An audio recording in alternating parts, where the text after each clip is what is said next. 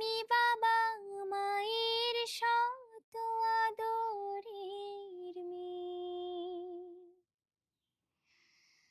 আমি বড় হই সকলের ভালোবাসা নিয়ে। আমার দু চোখে অনেক স্বপ্ন থাকে। আমি পড়ালেখা শিখতে চাই। আমি বাবা মায়ের শত আদরের মেয়ে। যদি চার দেয়ালের মাঝে কাটে সারা জীবন, তাহলে থাকবো শুধু বোঝা হয়ে। শিক্ষা আমায় মুক্তি দেবে, মুক্তি দেবে।